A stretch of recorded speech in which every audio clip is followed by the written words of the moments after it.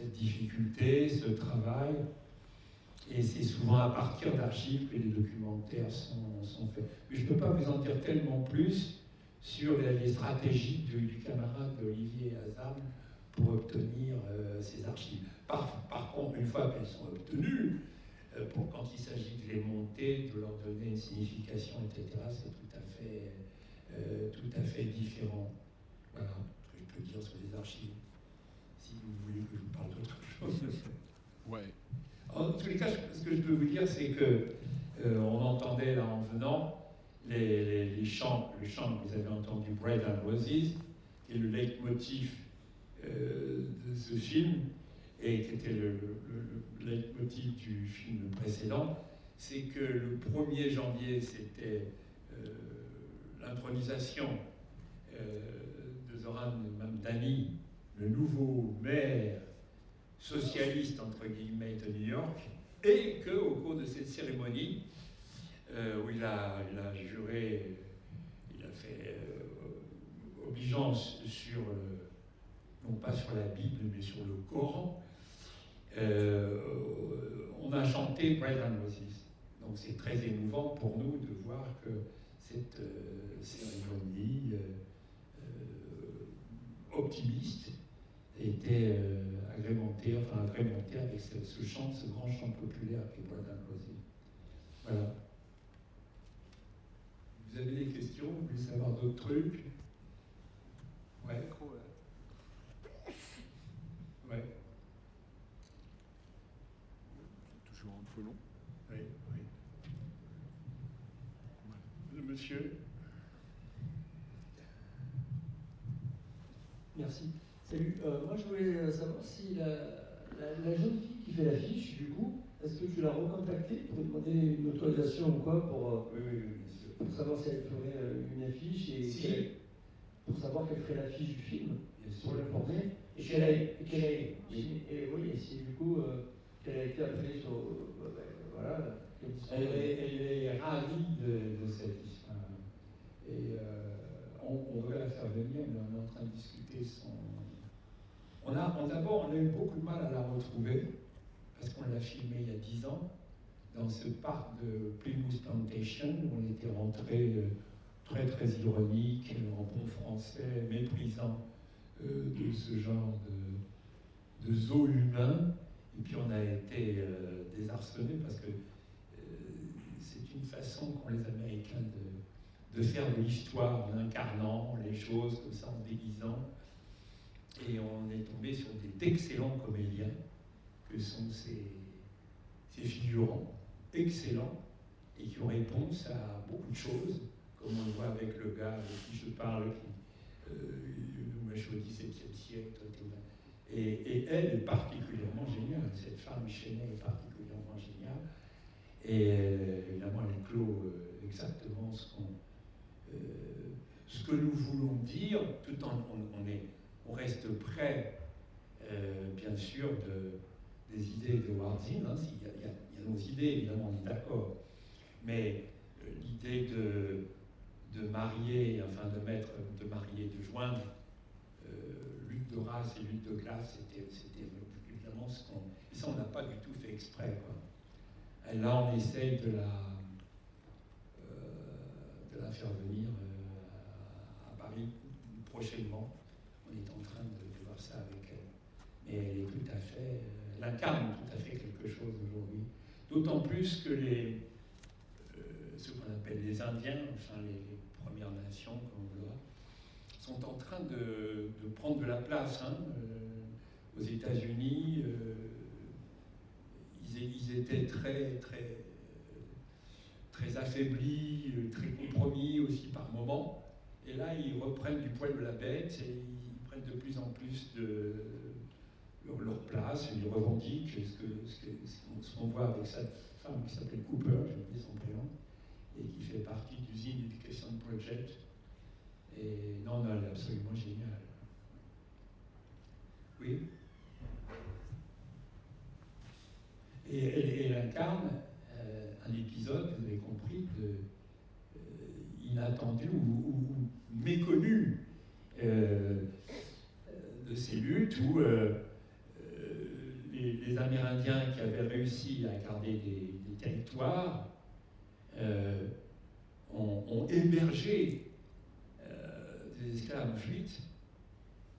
Et puis il y a eu, voilà, se sont mélangés.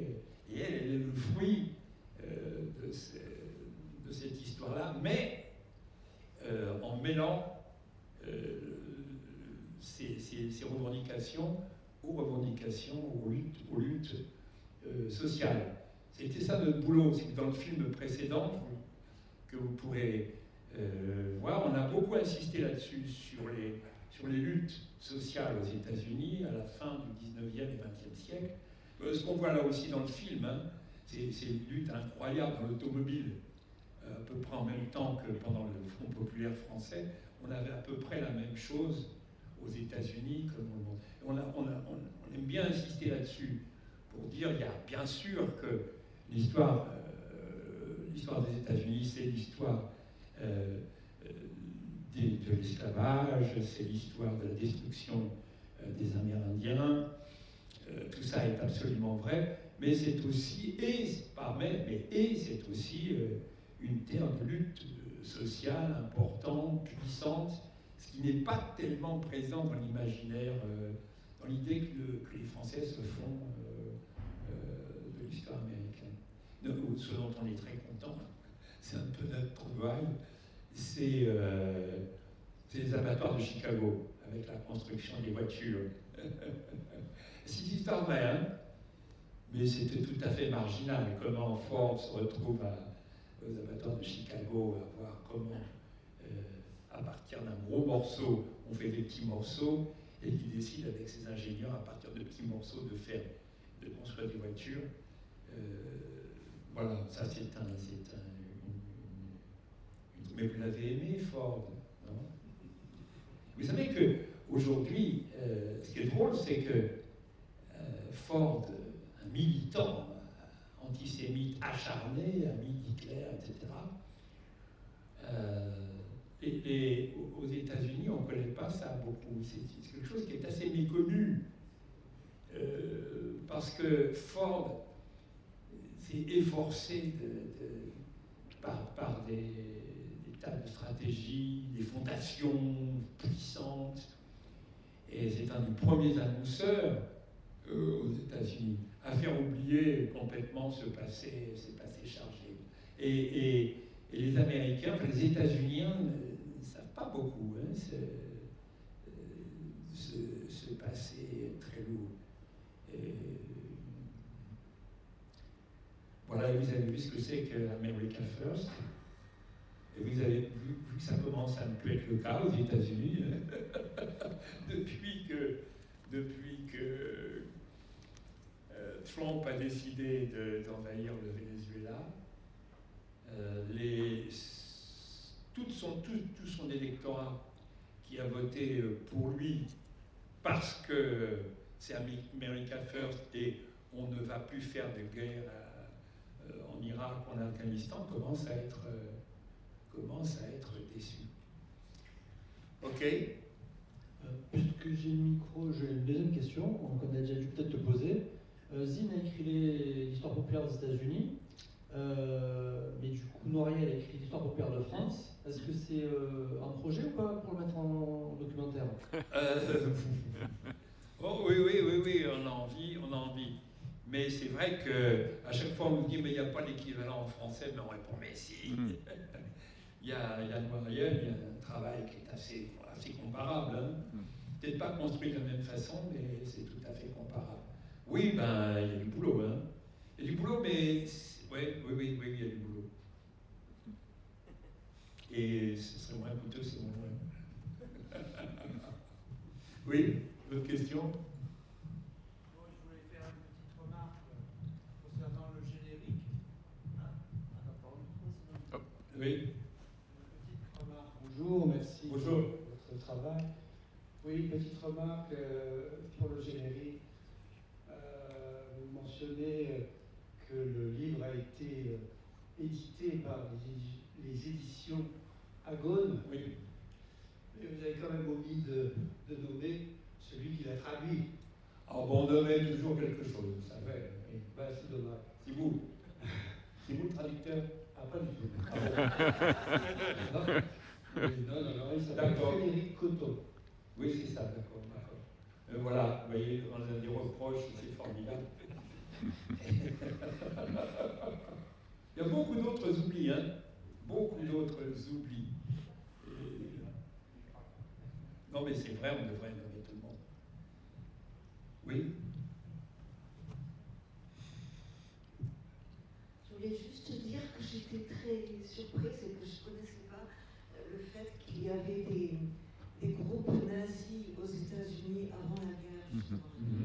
Ça m'a vraiment surprise. Comment expliquer ça? Bon, on essaie de l'expliquer dans le film.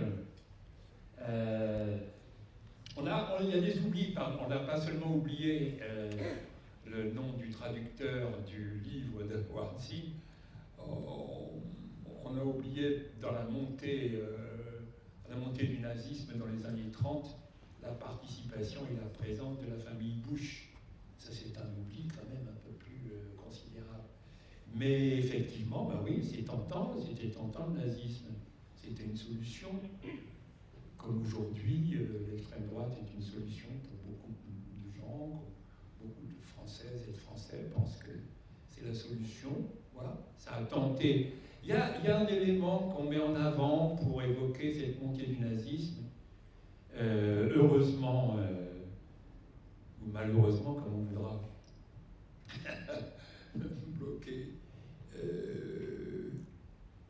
c'est la présence importante de ressortissants allemands aux États-Unis. Trump est d'origine allemande. Et ce mouvement s'est appelé le Bund. Ce mouvement s'appelait le Bund. Il y avait un autre Bund à la même époque en Europe qui avait une signification absolument opposée, si on peut dire, même carrément, et qui avait un but complètement différent. Oui, il y a eu cette tentation, ce risque qui est allé effectivement très loin et que la guerre a interrompu. Comme on essaie de l'expliquer. Oui.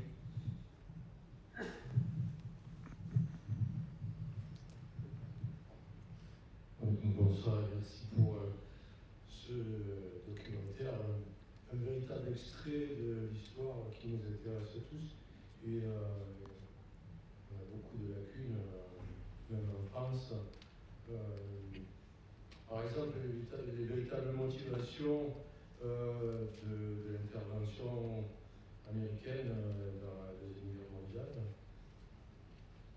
On pensait que c'était pour la liberté, pour nous libérer du joug nazi, et il y avait d'autres motivations, d'autres intérêts aussi.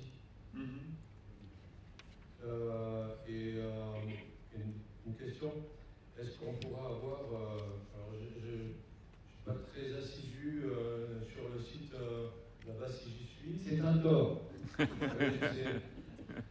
Je vous écoutais sur France Inter. Mais ça, c'est du passé. Voilà. Donc, question, est-ce qu'on pourra avoir des extraits du documentaire en podcast sur le site? Ouais. On prépare avec Olivier une série avec les deux premiers pédagogiques, c'est-à-dire qu'on va découper par sujet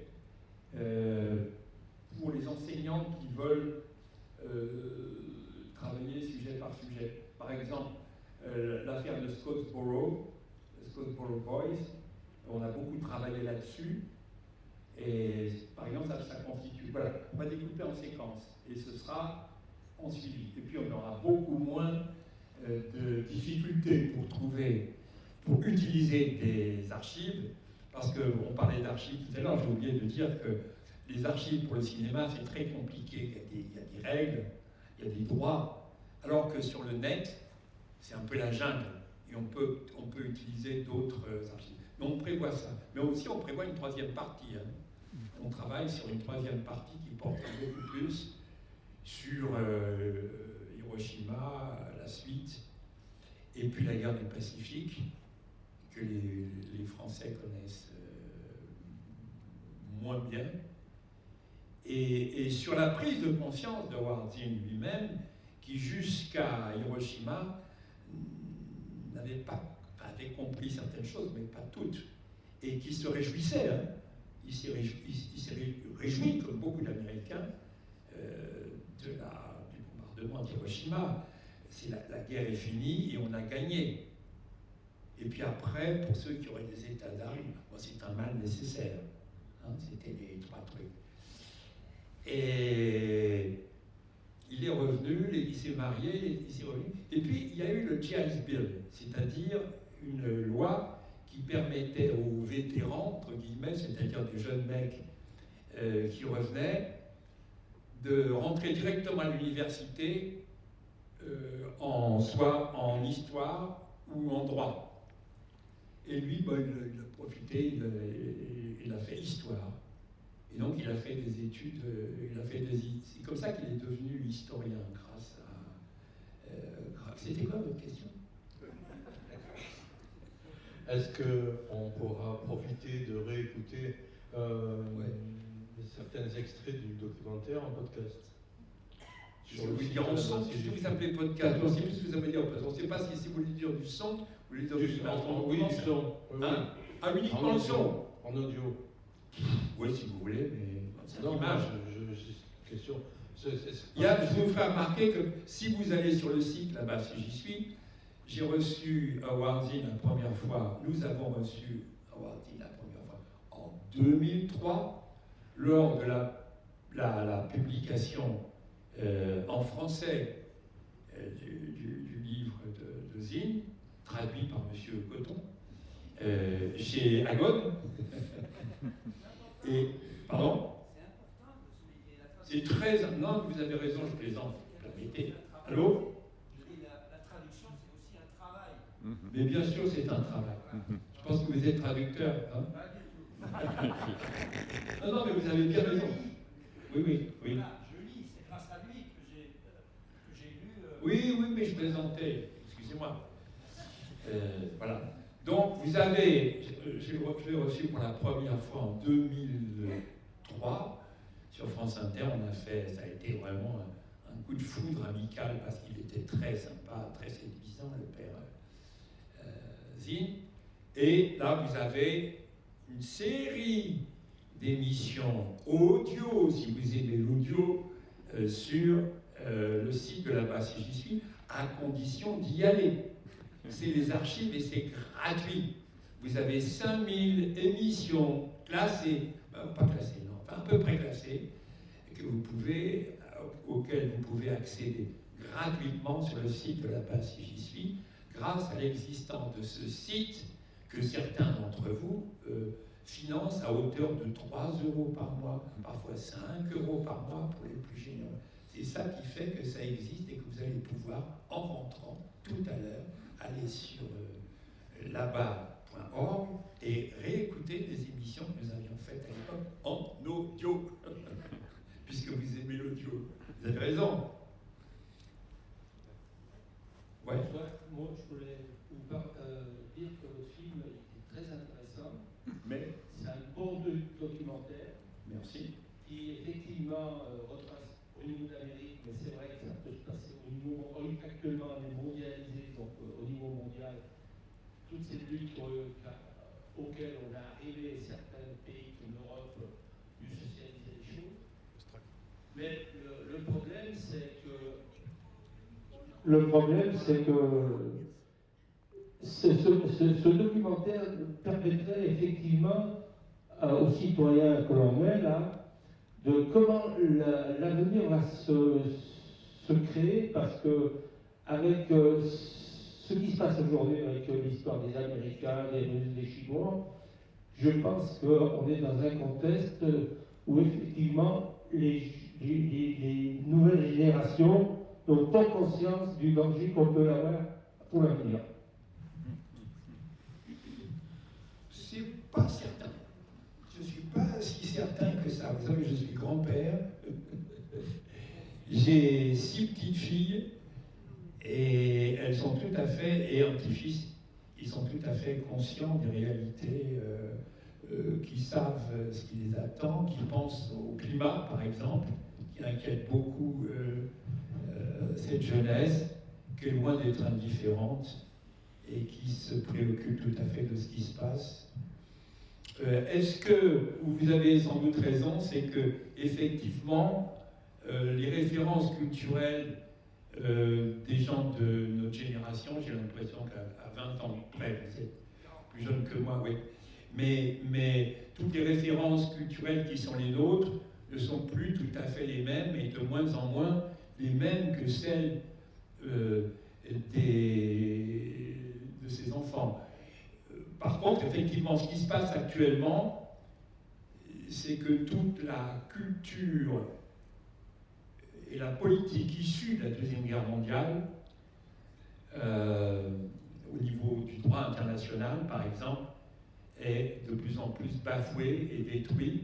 On le voit par ce qui se passe au Proche-Orient, avec le mépris pour la Cour pénale internationale de justice, pour la Cour internationale de justice, pour la Cour pénale internationale, et là maintenant pour le droit, on l'a vu avec ce que Trump vient de faire au Venezuela, et donc il avait fallu plus de 60 millions de morts pour arriver à établir ce droit international. Il avait fallu 6 millions de juifs détruits dans les chambres à gaz pour obtenir ça. C'est vrai que c'est en train d'être détruit, d'être oublié. En ça, vous avez, je crois que vous avez, il y a de quoi s'inquiéter, effectivement, au niveau du droit.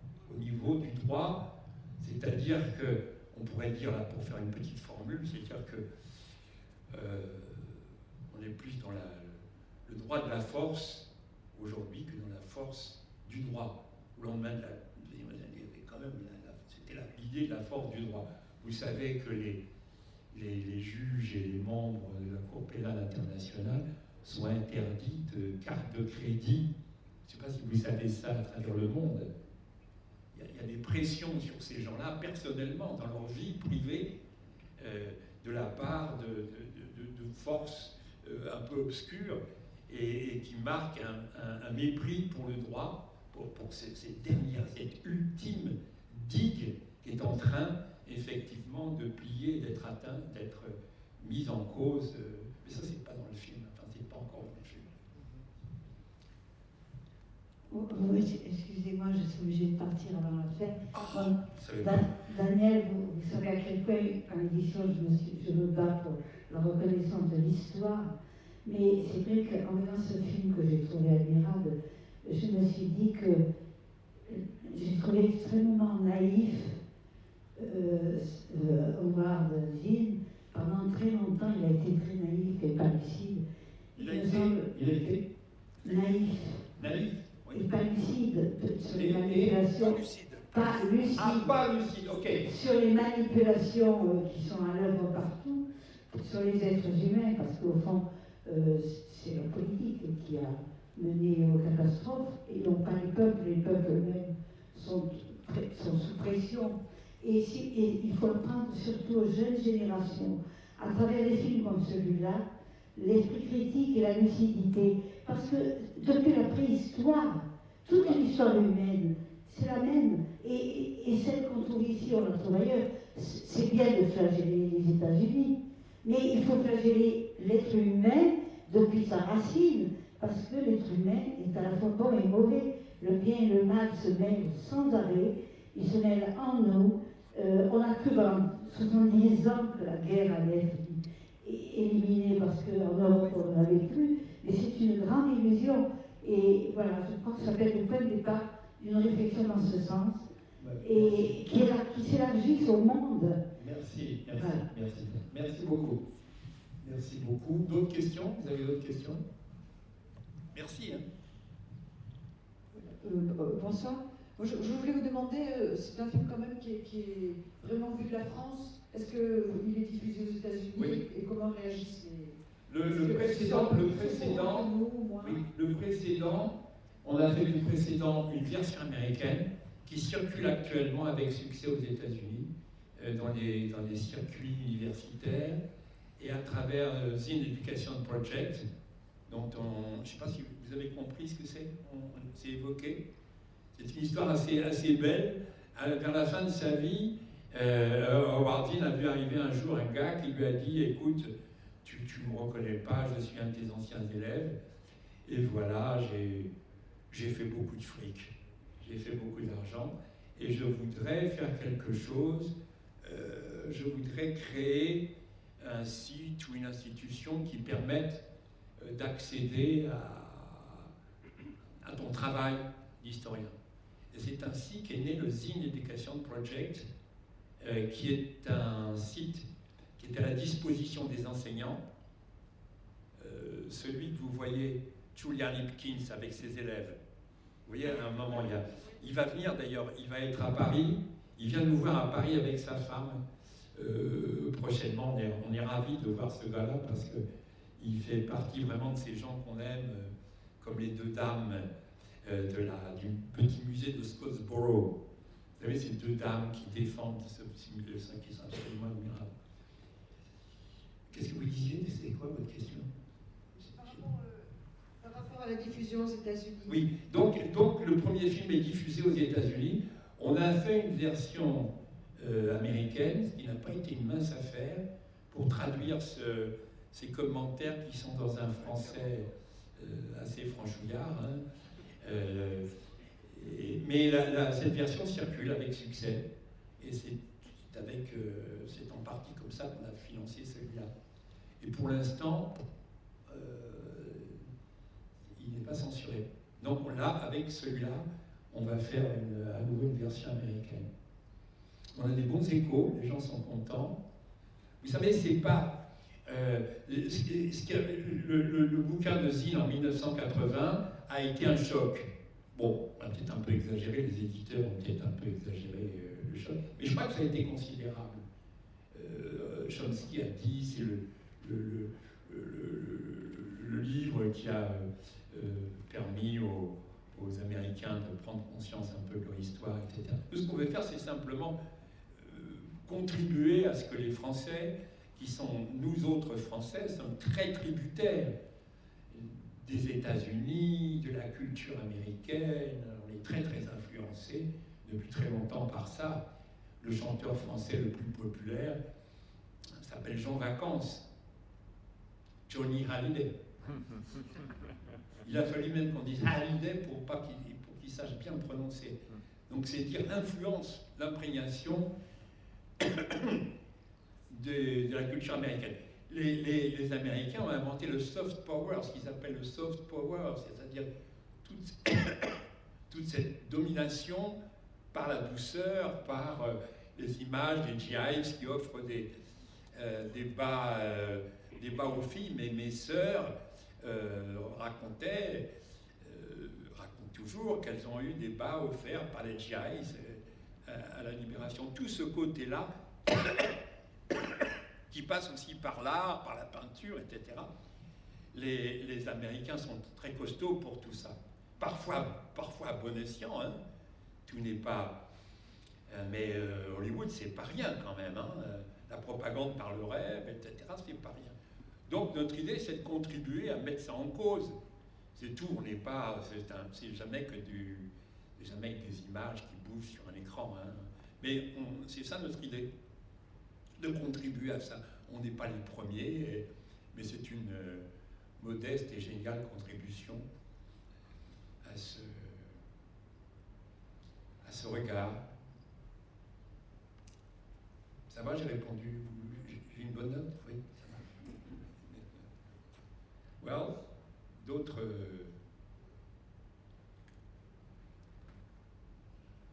Ok, bah écoutez, on peut peut-être s'arrêter là. Vous pouvez retourner dans le froid.